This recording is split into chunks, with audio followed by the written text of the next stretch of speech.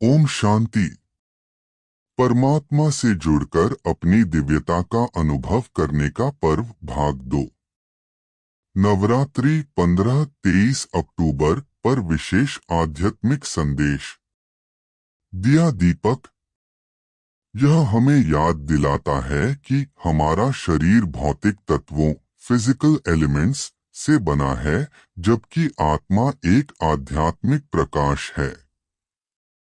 नवरात्रि में 9 दिनों तक दिए को जलाए रखने का अर्थ है कि हमें अपने आत्मिक सत्य को जागृत करके फिजिकल लेवल पर जो कुछ भी हमने अर्जित किया है, शरीर, धन, रिश्ते नाते, भूमिकाएं आदि, उनका अहंकार छोड़ना।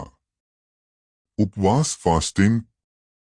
नवरात्रि में उपवास करने का रियल अर्थ है कि ऊपर आत्म जगत में रहने वाले परमात्मा से जुड़कर उनकी नजदीकियों को महसूस करना, उनके साथ अपने इस यूनिक संबंध की शक्ति द्वारा स्वयं से यह प्रतिज्ञा करना कि हम अपने किसी भी थॉट, बोल और कर्म में बुराइयों का उपयोग नहीं करेंगे और ना ही कभी भी दूसरों के प्रति नकारात्मकता फैलाएंगे।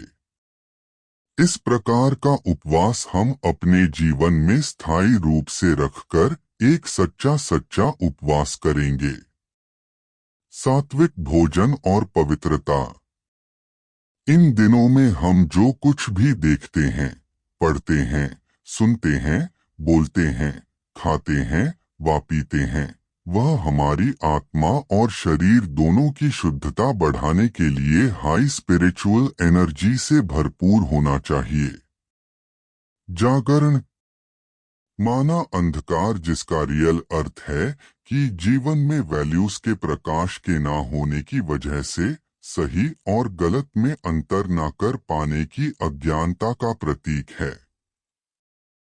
इसलिए यहाँ जागरण का अर्थ है कि परमात्मा बताए गए आध्यात्मिक ज्ञान के आधार पर सही ढंग से सोचने और जीवन जीने के एक नए तरीके के प्रति जागृत होना और उसे अपने जीवन में आत्मसात करना।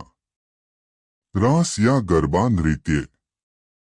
नृत्य का एक फॉर्म जहां एक व्यक्ति को दूसरे व्यक्ति के साथ कदमों की तालमेल बिठानी होती है।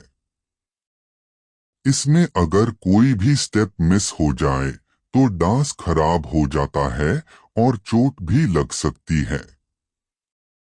यह नृत्य हमारे रिश्तों का प्रतीक है, जिसमें हम दूसरे के संस्कारों के अनुसार स्वयं को ढालते हैं, जिसे संस्कारों की रास भी कहा जाता है। रिश्तों में तालमेल बिठाते हुए और सहन करते हुए जीवन एक खुशहाल नृत्य बन जाएगा, अन्यथा यह संघर्ष में भी बदल सकता है।